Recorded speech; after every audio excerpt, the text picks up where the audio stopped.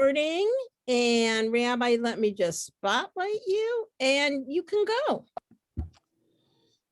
Hello, everybody. Hello, friends. We are in for a real treat today. I am just so delighted to welcome my friend, Barbara Mahany, who has just been a friend of Ari and mine for probably over 10 years at least. We met back when Ari, my wife, was the rabbi educator at Sukkot Shalom, where Barbara and her husband Blair came in, our congregants, and we soon found that we shared a love of writing, and we ended up actually with the same publisher, Abingdon Press. We spoke at a conference together in Chicago. That was really fun. And Barbara's just an extraordinary writer, speaker, teacher.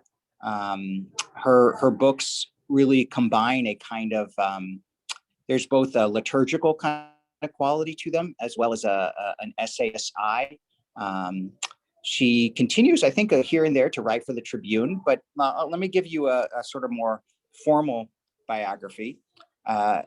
Barbara's a former pediatric oncology nurse, and then she spent nearly 3 decades as a reporter and writer at the Tribune. She's now a freelance journalist, and she has 4 collections of essays.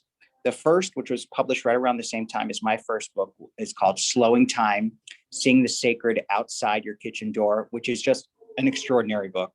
And it was reviewed as a balm for the hurried heart and a field guide into your holiest hours.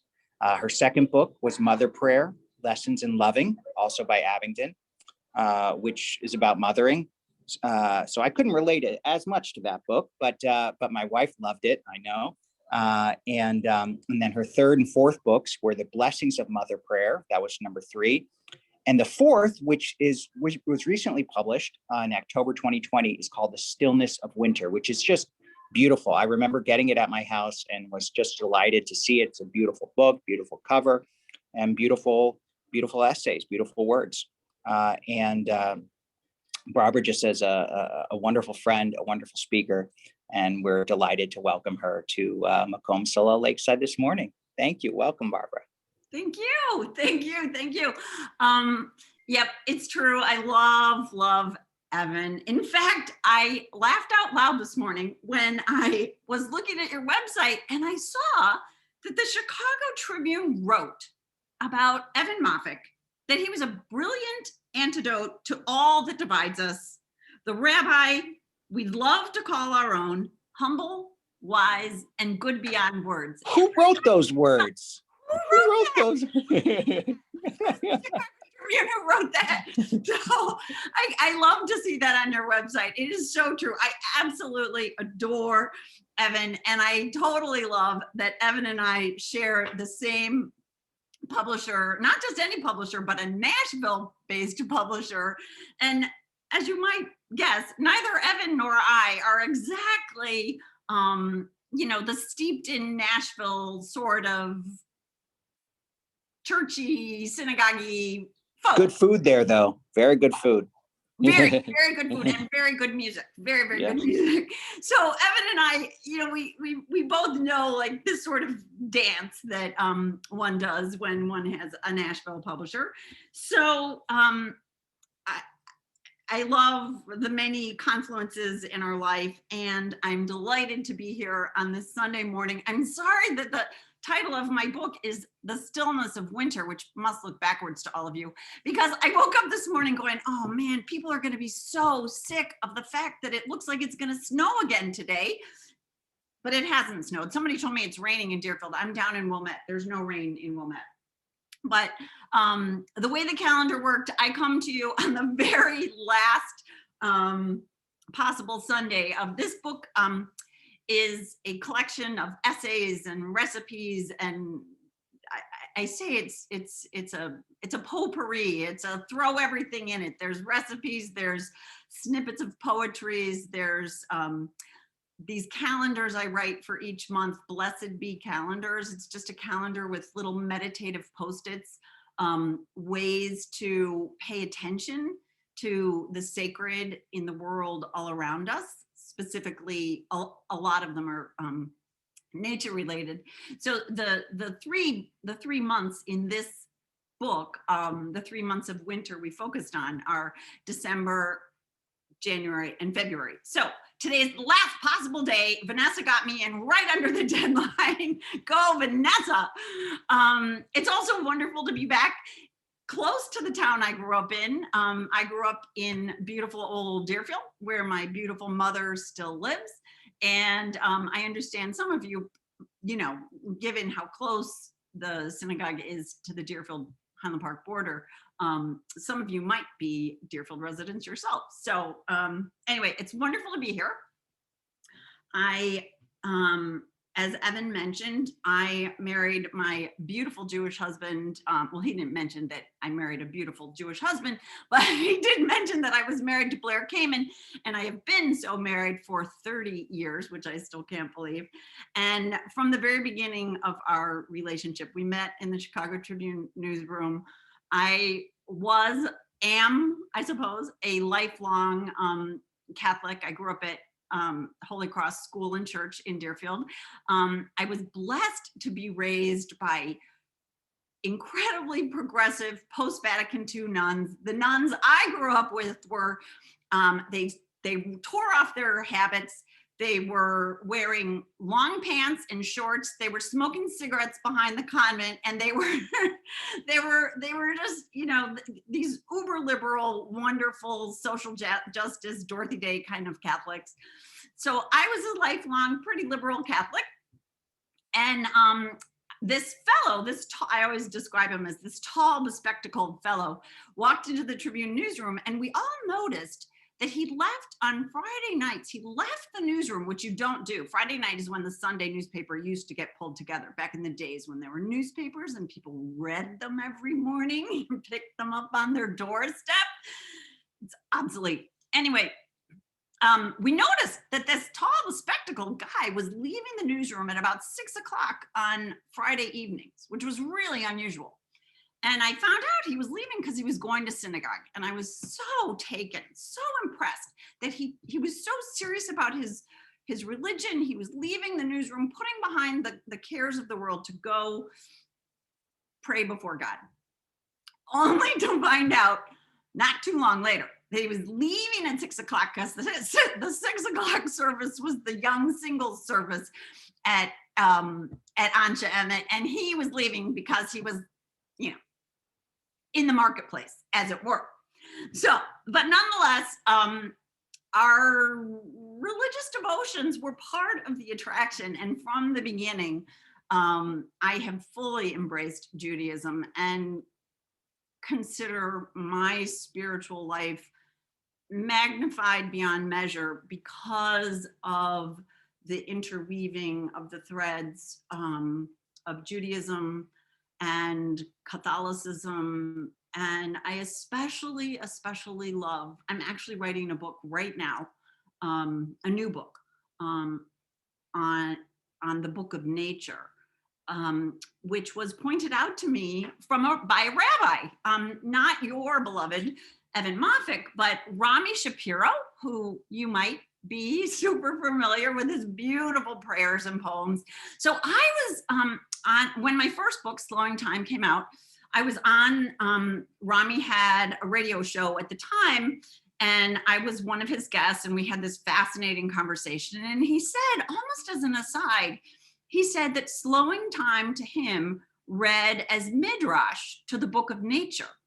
And I thought, well, I knew what midrash was, but I was like, what's the book of nature? Only to discover that it's this ancient theology that truly believes that God's first revelation to us was through creation, through all the cosmos. And only much later do we get the book of scripture, the Hebrew Bible and what Christians call the New Testament as well. So I'm utterly, I've always been someone who loves nature, and I love the interplay, and Judaism in particular, with its great agrarian roots, is so seeded with references to, I love the commandment, for Sukkot that you must have, the roof of the sukkah must be open so that you can see the stars in the heaven. I love that Shabbat ends only when you see, the is it 2 or 3 evening stars? Vanessa, 3? 3 evening stars. Okay, I'll be looking for that third Evening one. stars. Although, certainly in the reform movement, we're not always, the word is machmir. We're not always, so, oh, how many stars are there? Right. But sun is down, we're good to go. Right. But nonetheless, I love that there are so many beautiful references in Jewish poetry and prayer to paying attention to this world God, I believe God created for us. So my books are always an interweaving of many faith traditions. And so I am here to talk to you today, specifically, at least for some segment of our conversation, about my latest book, The Stillness of Winter, which, because dear Vanessa mentioned to me in an email that she would be happy to share screen with me, I thought that she might be subtly inferring that she would like me to make her a what do you call it? A keynote, a little presentation. So I made a little presentation just for all of you. And we thank you. And Barbara, I'm putting in the chat your website. Okay. So, there we go. Yeah, please, you can look at the website and find all of her books there and more about Barbara, but go ahead. Okay. So the book I'm here to talk to you about is The Stillness of Winter. Apologies that we're at the end of winter and it's the last thing you want to hear about. I'll come next year in December and we can talk about it again. But wait, how do I have to make this work? There we go. All right. So I have said I had absolutely no intention when I was working with my wonderful editor all of last January and February. The deadline was actually March 1st. So I put this book to bed exactly on the cusp of all of us being sheltered in the pandemic we cannot escape from. And I had no intention of writing a survival guide to a more soulful sheltering in place. But in fact, all the ideas I talk about in The Stillness of Winter are capacities and practices that I have found have made this whole year long, I can't believe we're now using that adjective, year long, the year long pandemic, truly a soulful time for me. I don't mind that the, calendar has been pared down and quieted, and I don't mind that my one escape, the one safe place to go is into the woods, along the lake shore, just wandering under, puttering around my own garden, small and humble as it is, it's still, just an incredibly rejuvenating escape from the fears and the worries. I mean, this whole year in so many ways, politically and epidemiologically, has just really battered our souls. So along comes this book that, let's see, did that work again? Let me get it moving. Okay, that doesn't want to do that. Oh, I guess I just click. Okay, so the idea of this book is that, winter abounds in wonders. Wonder is the winter, at the dawn after a snowfall, when there's a quiet like no other. So the book is a way through the essays, through the calendars, through the wonder lists, of just paying exquisite attention to the beauty and the wonder of the world around us. There we go. So it's a field guide to wonder, hopefully to wisdom. It borrows in spirit from the almanac, the scrapbook, scribbled field notes, assorted jottings, and on occasion, the banged up recipe file on my kitchen shelf. Again, given the Nashvilleian roots of our publisher, my editor on this book was this hilarious, wonderful, brilliant woman who loves recipes. So she says she can't cook worth a darn. She couldn't, peel a cucumber if you paid her, but she loved recipes. So she kept asking me to throw recipes in. So uncannily, it's a book that's filled with almost as many recipes as essays, not really, but I think there are 5 recipes for each and every month. And they all, one reviewer noted that they are all, many of them are recipes that are heavy in those carbohydrate comforting elements. And there's lots of cheese in some of them, et cetera, et cetera. There's a great brisket. I'm sorry, you guys could, invite me to your annual brisket bake-off or cook-off. And I write in the essay that along with the brisket recipe that I happen to have probably the only Jewish mother-in-law in the world who has no interest in cooking. And so I have adopted hundreds of Jewish mother-in-laws who have, bequeathed me their recipes for, their hamantaschen and their matzo ball floaters. And even my rabbi's wife invited me over to oh, that was for gefilte fish, right? It wasn't matzo balls, it was gefilte fish. I have to admit, I've not chopped up maybe I did make once. I made gefilte fish. I don't have any gefilte fish recipes in this book, but I do have a great brisket. I'm looking for someone who makes gefilte fish from scratch. So if anyone's listening, chat me. I can find someone for you. Okay. My rabbi's wife. Okay. Yeah, she's like an archaeological law expert, but she happens to make great gefilte fish. So I'll put you in touch. Thank you. Wait, who's your rabbi again? Sam Gordon. Oh yeah, I know Rabbi Gordon. Okay. Yeah. Yes. Anyway, so here's an example of the field notes I'm talking about, because I'm always weaving in. I just think the stirrings of the natural world for me evoke a really palpable sense of the sacred. And so, and here's one of your Count Your Blessings calendars, my little meditative post-its. Let's see a good one. Blessing number 3, behold the hush of snowfall, the flakes free falling past the porch light, their hard angled intricacies and puffy contours, tumbling, lulling all the world and its weary citizens into that fugue state that comes with heavy snow, when at last we take in breath and hold it, fill our empty lungs.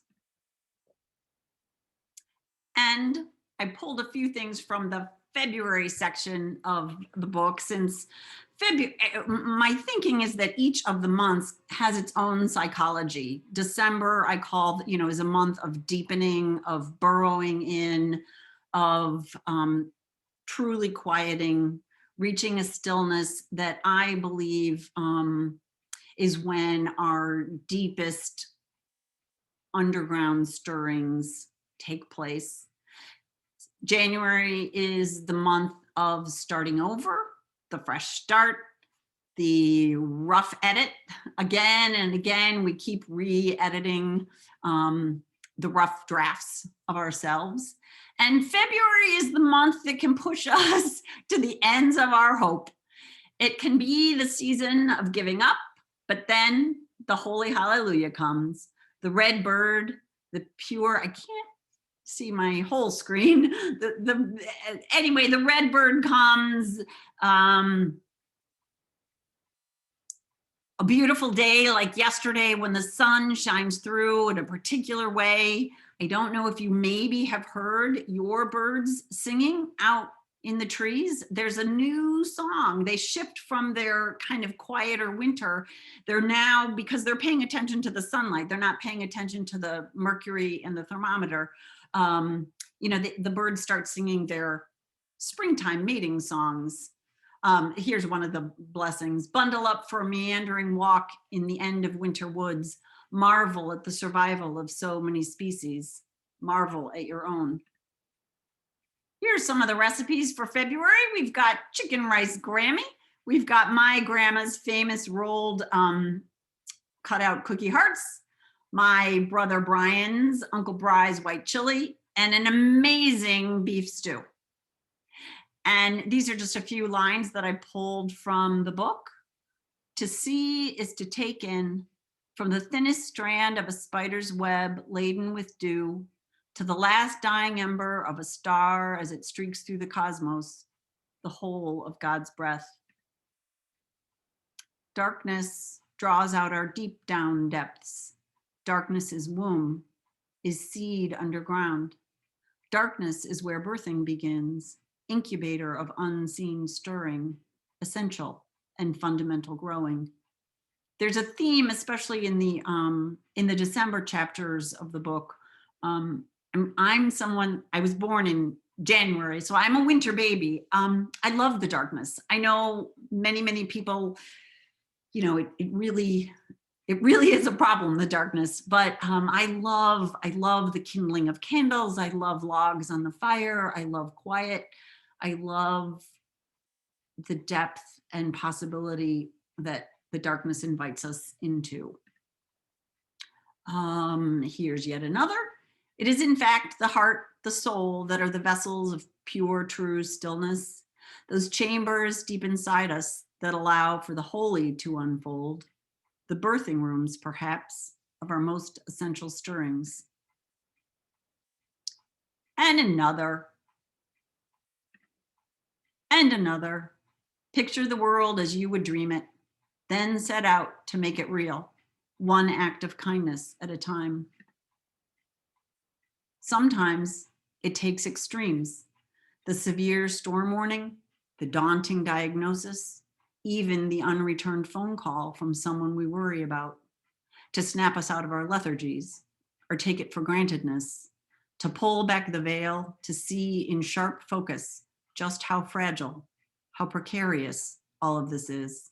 Sometimes the cold slap is just what we need to rise to deepest attention. Again, that's a theme throughout the book and throughout all my writing and throughout my living, is that, it's the ancient spiritual practice of paying attention. Read from any culture, any civilization, any religion, and the great sages are the ones who are paying the most exquisite attention to all the stirrings and shiftings around us, believing that it connects us to the sacred.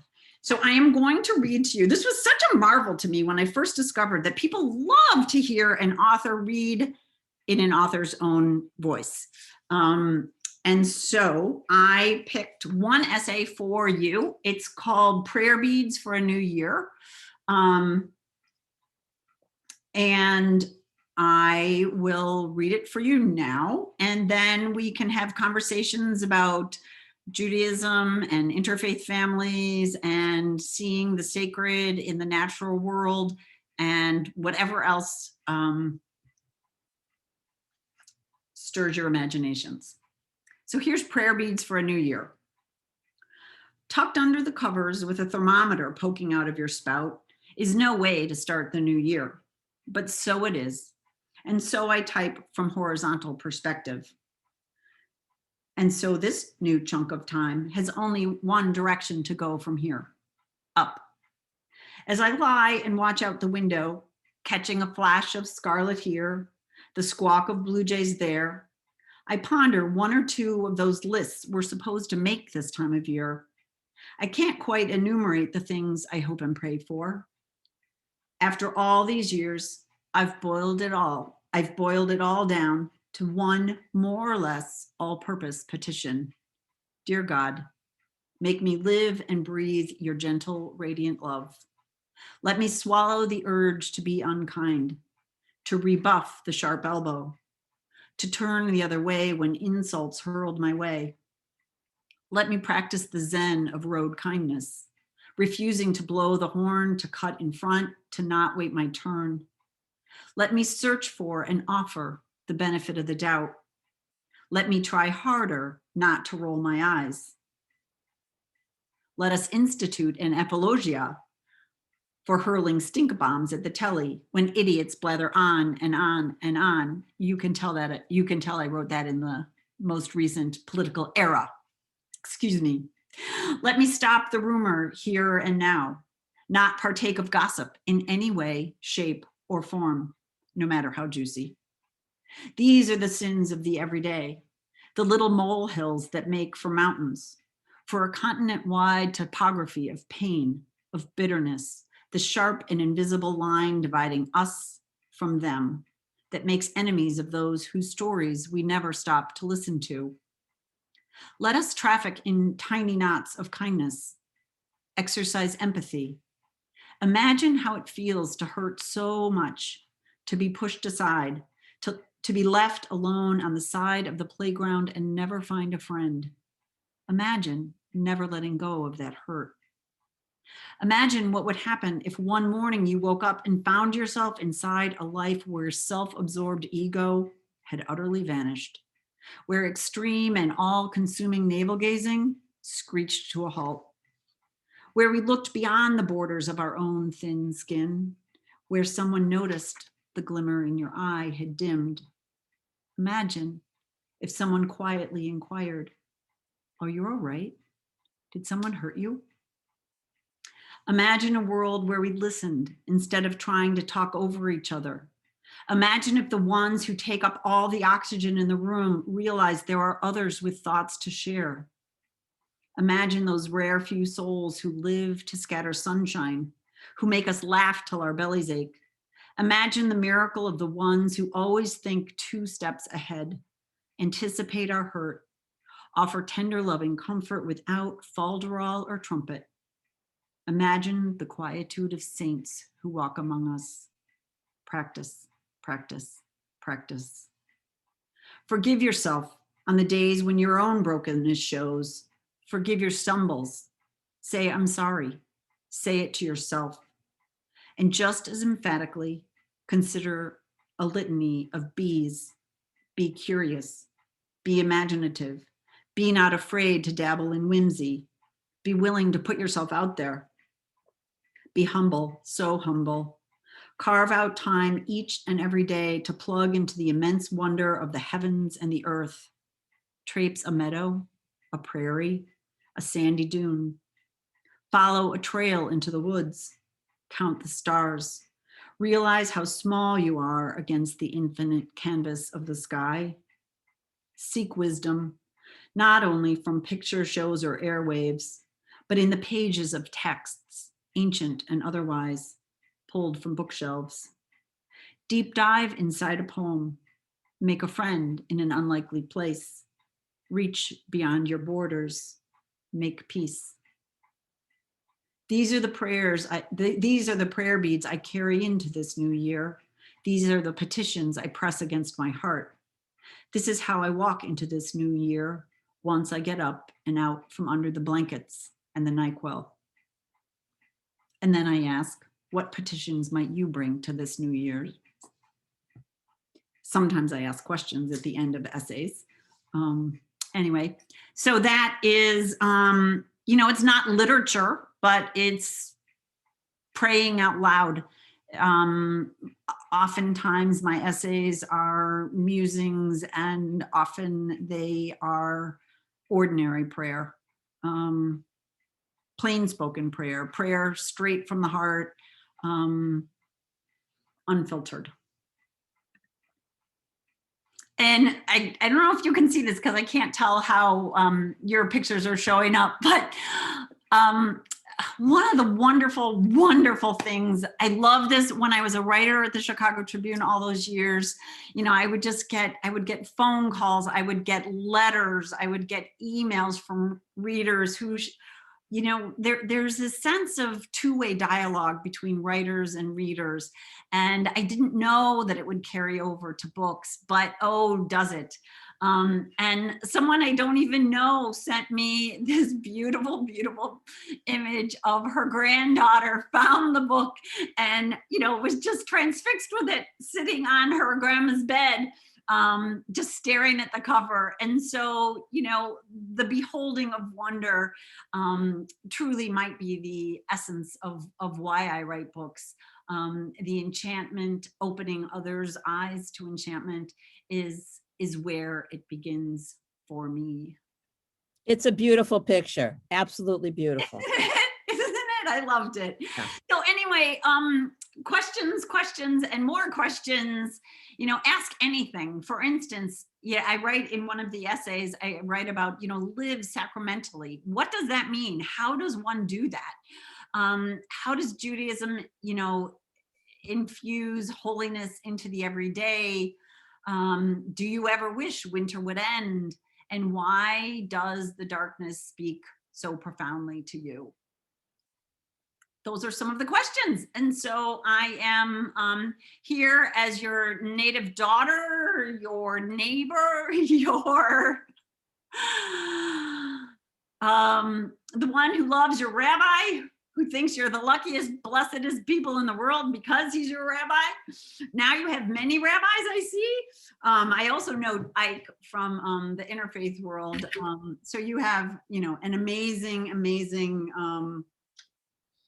palette of wise people to lead you in your prayerful lives.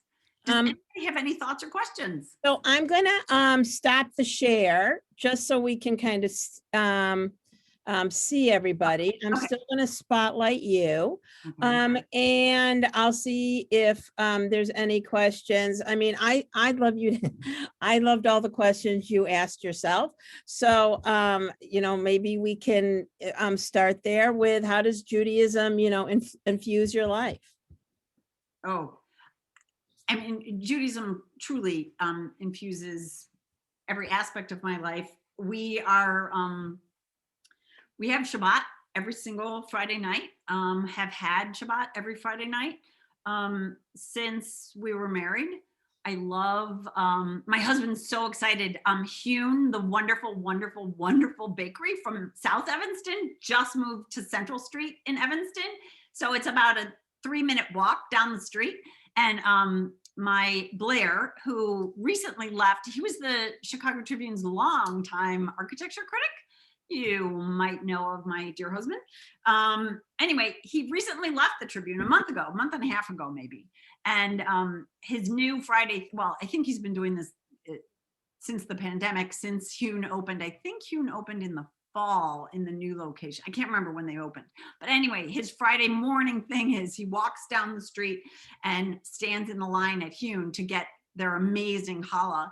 And, you know, I love, you know, I'm a woman of ritual and tradition, and the Shabbat candlesticks and the Kiddush cup we pull from the shelf every single Friday are, they were given to, they're from Israel, and they were given to us by Blair's beloved late college roommate, who died tragically in his 20s, not long after we were married and after we were given those beautiful, beautiful Kiddush cup and candlesticks. And so I bless those candlesticks and the Kiddush cup every time I pull them off the shelf with a prayer for dear Owen. And the challah covers, I'm going to start crying talking about this stuff. The challah covers that we use, you know, our boys in Sunday school. We have 2 boys. Our 2 boys are true bookends. They're 8 years apart. We had many, many heartbreaks between the first and the second, and didn't know we were going to have a second. I was almost 45 when I miraculously, no doctors, I'd been to thousands of doctors and nobody could do anything, and everybody said nothing was ever going to work. And then I was miraculously pregnant at almost 45.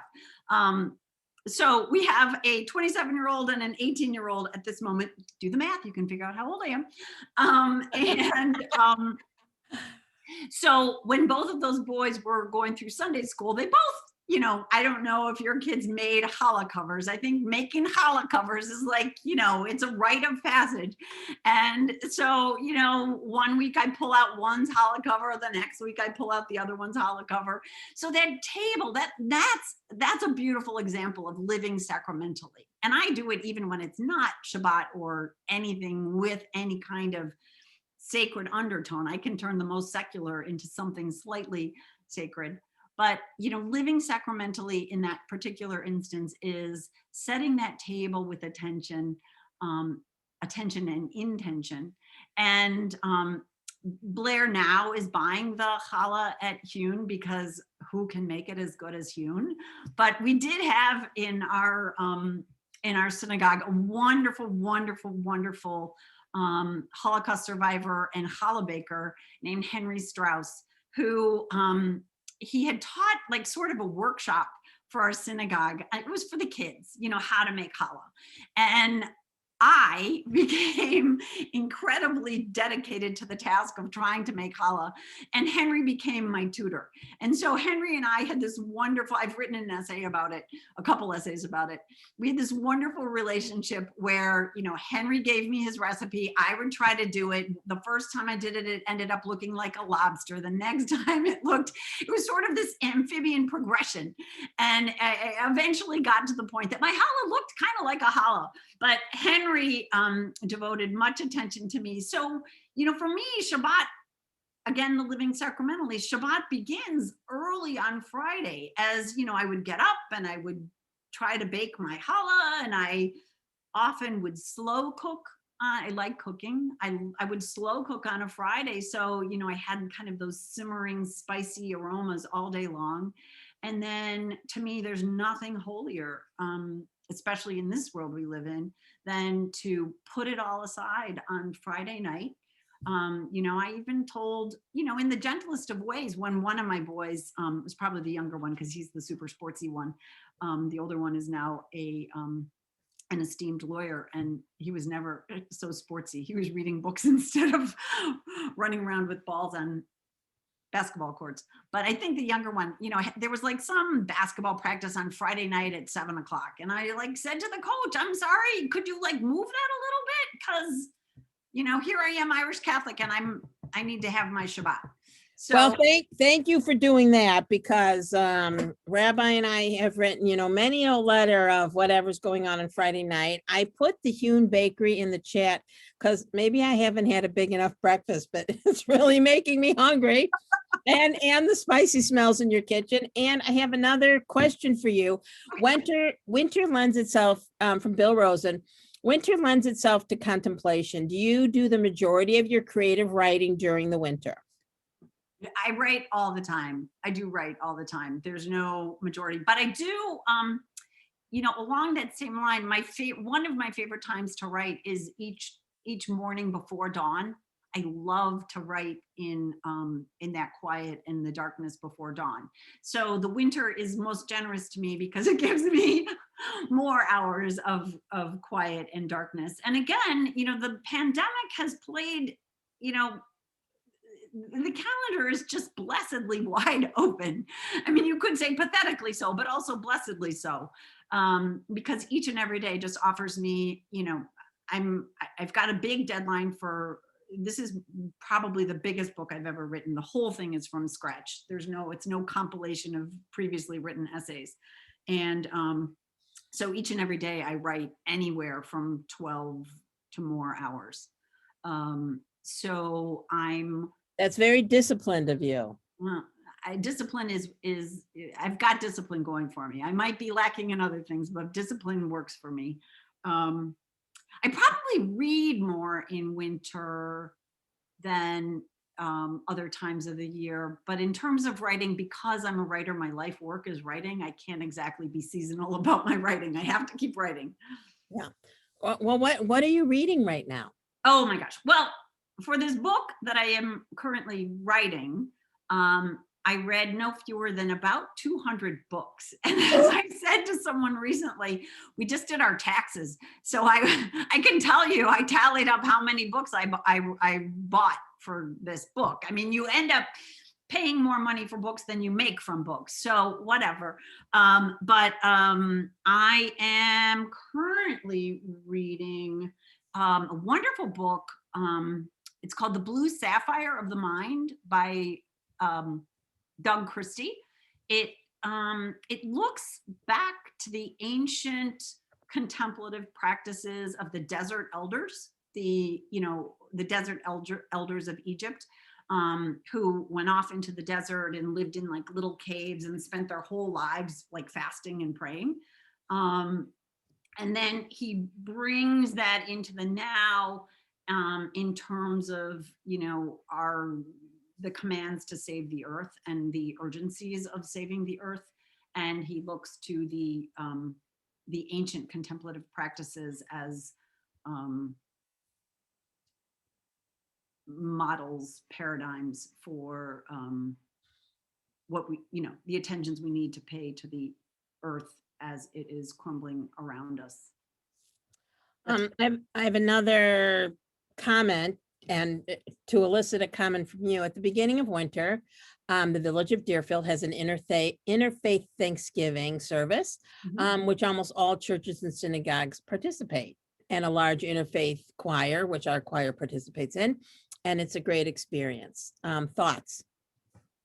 Oh, the more the better. I mean, I think that's wonderful. I draw from so many religions. I mean, I remember Blair and I had been dating long enough, 100,000 years ago, that, we knew we were pretty serious, and we went to talk to, we tried to talk to some rabbis, some of whom didn't want to talk to us back then, because we were interfaith. And we did find a wonderful priest who did talk to us. And I remember him so distinctly saying, he just looked at us like, what's the big deal? He's like, God speaks in all languages. Just pray in your own language. Just talk to God. And so, I am absolutely an ecumenicist at heart.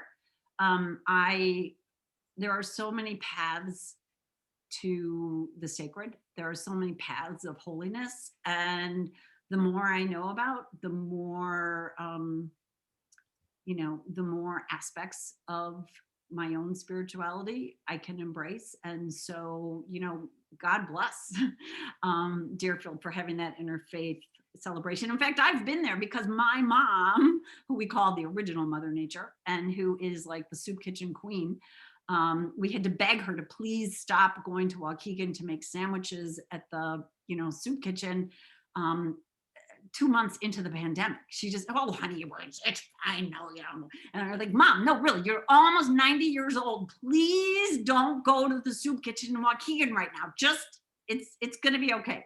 Anyway, my mom won some beautiful something at one of those interfaith Thanksgiving celebrations that Deerfield hosted. So I do know of that beautiful celebration. I want to also pick up on, I think you're right. The scenario 30 years ago of finding any type of rabbi to marry you or participate or counsel you, it's been I don't know if you call it 180, 360, but now, most Reform rabbis, Sukkot Shalom, really, I think, built their congregation on interfaith families. Now we all have interfaith families and we welcome them. And both Rabbi Sarada and Rabbis Mafik do interfaith services. But tell us more about, what were you up against? When you first came into that world and you were trying to piece together something. Now there's services, it's so much easier now. That's a really fascinating chapter of our lives. It was really hard, and we were really blessed. Chicago, for reasons beyond me, well, I have learned now why, but Chicago has long been at the forefront of Jewish-Catholic relations. The interfaith dialogue in Chicago has been real, in real time, with real lives, for at least 30 years. And we were really, really blessed because we heard pretty quickly about this family school, which some of you might be familiar with. We ended up being members of the family school longer than we held the record because of our boys being 8 years apart. One was just leaving 8th grade when the other one was going into kindergarten. So we were like the family that never left. But it was really hard. We went to talk to several rabbis who just flat out, pointed toward the door and told us we could leave, or they wouldn't even have a conversation with us. But then when we heard about the family school, first we went to talk to, I think the priest connected with the family school, John Cusick from Old St. Pat's, was the first priest we spoke to who just really fruitfully spoke to us. We had actually, this was sort of a funny, not so funny story. We had found a rabbi, I won't say who, we had found a rabbi who said he would officiate our wedding. But because we're both writers, we wrote out the ceremony and gave it to him. And he read through it and he called me at the Tribune one day and said, Barb, we have a problem. I was like, what's the problem? And he said, the problem is I won't say the word GD. And I was like, oh, well, that word is about 5,000 times in our wedding ceremony. So that would be a problem. And so we amicably agreed that it was probably best for him not to officiate our particular wedding. So we had a priest who was like an old family friend who was willing to kind of, not dot every I and cross every T. And we had heard about this amazing Rabbi Setcher who was doing, interfaith weddings. I think, someone at the Tribune had been to one and he said, he was on the floor in tears when the priest and the rabbi at the end of the wedding did, the Irish blessing and the Hebrew blessing, kind of interbraided together. And so we, frantically called Rabbi Setcher, and Rabbi Setcher, we literally had to plan the wedding based on, the one Sunday Rabbi Setcher could do a wedding. So we got married. Right. Kol hakavod. Many times people call us and they're like, we're getting married. Can the rabbi do it in 6 weeks? I'm like, hey, why didn't you call us before you got everything else in place? So I appreciate that. Rabbi and everyone appreciates that because, of course, for me, and I'm sure for our clergy, that's the crucial point and the crucial person. Yeah. But continue. Yeah. So once we got the rabbi, then we got Stanley Paul Orchestra. It went in that order. And we only had Stanley Paul because he was an old friend because of my crazy job at the Tribune. So we had the rabbis under the trees at my mom's house. We had the priest under the trees at my mom's house. And we had Stanley Paul in the front yard on Briar Hill Road. That is amazing. Just amazing. And, I wonder if our interfaith families, can appreciate just the, what you had to go through, because when you said somebody saw Rabbi Setcher do the wedding, it was hard to get a hold of these rabbis who did interfaith weddings. And, people called me all the time and it was just fascinating. Okay, to the Schuberts. Okay, I'll speak for the Schuberts. Because they're interfaith. Yes, in September, it'll be 40 years we've been married. Wow. Mazel tov. My kid was raised Catholic in the western suburbs at St. John's of the Cross and Western Springs. When we were planning on getting married, there were 3 rabbis in the Chicago area who would perform interfaith ceremonies. One was Rabbi Friedman up in Deerfield here. I know of him, yes. And then there was another rabbi in Oak Park who his name escapes me. And then there was Rabbi Arnold Kamen, who had a congregation on Erie Street off of Michigan Avenue and some high rise there. And we went with him and we talked to Kit's priest. We attended Cana classes in Forest Park on We do those. Yeah. North of Harlem, opposite. The good thing was it was opposite El Gelato Ice Cream. And so everything went fine. The priest canceled the last minute. He said he forgot the day. We got married in Lombard. And the one piece of, so Rabbi came and officiated. And the one piece of advice he gave us was buy land in Naperville at that time. And he was right. But like I said, we've been married for 40 years. Our families have always been close, and the rest is history, you know. I just almost fall off my chair waving to Madeline. Yeah.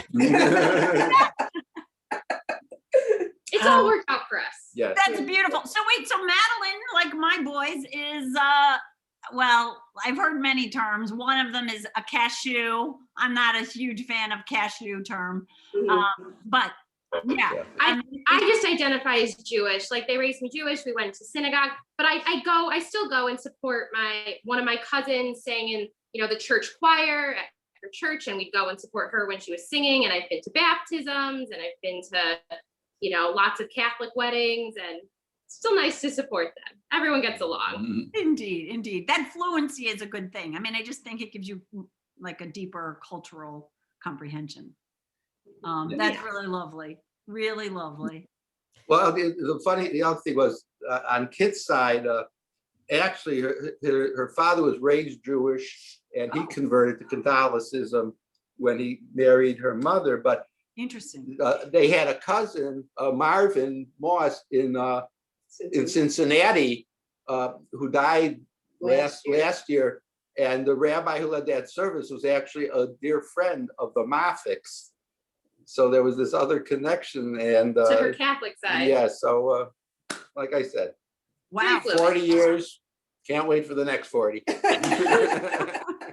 Excellent. I have another question for you. Okay. And I'm going to preface it with, Rabbi, I taught in the family school, but can you explain the family school to us? Absolutely. And it was at St. Pat's, right? Yes.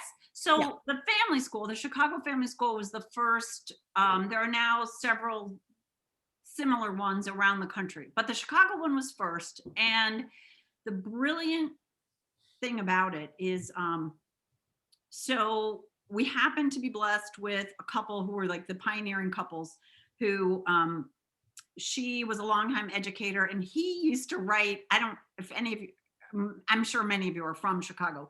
Do you remember the Sunday morning show that like the Chicago Rabbinic Council or something put on called The Magic Door? Oh, yes. Okay. Nod. Yes. So David used to write for The Magic Door, and he married Patty, who was a longtime curriculum person. She's down at the lab schools at University of Chicago now. Anyway, they wrote this curriculum. All these families got together kind of as a committee ad hoc. And the idea from the start was that, they wanted, total family involvement, family commitment. The parents were the teachers, because who in the world back then, if you couldn't find a rabbi, where were you going to find somebody who was going to, willingly teaching two faith traditions, and always being very mindful of, nobody was trying to blur the distinctions or morph them into one religion. It was two distinct religions that shared many common threads. Of course, at the core, as my ever thinking first child pointed out to me back in like third grade, this is third grader, Mom, there's cognitive dissonance here. How can one religion tell me that someone is the son of God, and the other religion is telling me that someone is just a really great teacher? Okay, good point, Will. You should be a lawyer. And so we did. But anyway, so, this incredible curriculum, kindergarten through 8th grade, was written and developed with, content, lesson plans, textbooks for all of it. We met every other Sunday through the school year. The kids were in their classrooms, and then, for the adults, there was, adult education going on you know, during the class time for the children. And, you know, when we would all teach at least three classes a year. And, you know, that means lots of preparation. That means learning things you didn't know before. You know, it pushes you outside your comfort zone, and, you know, your skin's in the game there. So that's the family school. I'm putting their website in the chat, and people can learn more about it. But as a Jewish educator who's been here for these many years, you're just ahead of your time. Really, really ahead of your time. And we see now best practices of family schools in synagogues with both with parents involved. And that is valuable. And so, you know, Barbara, it has been absolutely lovely talking with you this morning. Full disclosure, I never really look forward to winter and the darkness, but you've made me rethink it. Yeah. And it gives you it gives us peace and stillness. And I think we've all had to rethink over the past year of quiet and stillness and just being with ourselves and whoever else is in your house. And so it's so hopeful and so beautiful. And I want to thank you. Are there any other questions that I'm going to actually even remove the spotlight and put it on gallery? I see if anybody's waving at me. I don't think so. All right. Really just an absolutely beautiful morning. And as soon as that next book is out, give me a call, because we'll, it's not about winter though, is it? No. It's actually, you know, the book of my lifetime, I think. Can you give us just a little bit more? I mean, so it's about, it's looking at this whole history, this book of nature, this ancient theology that, you know, that the sacred is all around us, that, you know, there was intentionality in creation, and all of creation is parable and wisdom and sermon of its own. And so I go into the history of the book of nature and the great thinkers, you know, from the desert elders of Egypt to the transcendentalists, you know, Thoreau and Emerson, to more modern day poets, Mary Oliver and others. And I look at, you know, the practice of paying attention, the practice of stillness, and then I have meditation essays on from the quote pages of the book of nature. So there's an essay on dawn, an essay on the moon, essay on stars, birds, blah, blah, blah, blah, blah. That is absolutely beautiful. You're going to have to get back to me. We're going to want to talk to you about We're that. friends now, right, Vanessa? Exactly. I'll bring my ticket. You're getting a lot of thank yous in the chat. Quick commercial. Tonight, if you don't have a vaccine in your 1A or 1B, we're working with some nifty kids, some teens to help you. And it's in the Macomb at Home. So just press on that link. Also, Tuesday's Rabbi's movie is Body and Soul from 1947 with John Garfield. And it's on YouTube. If you can't find it, please email me. Everyone is saying wonderful and thank you. It's just, what a peaceful way to go into today. And I'm rethinking winter. I'm rethinking winter. Thank you. All right. Be well, everyone. Bye. Take care. Bye-bye. Lovely session. Thank Beautiful. you. Thank Beautiful you. session. Fabulous. Barbara. Have a beautiful day. Thanks. Bye-bye. Bye. Barbara, thank you. Thank you. Bye.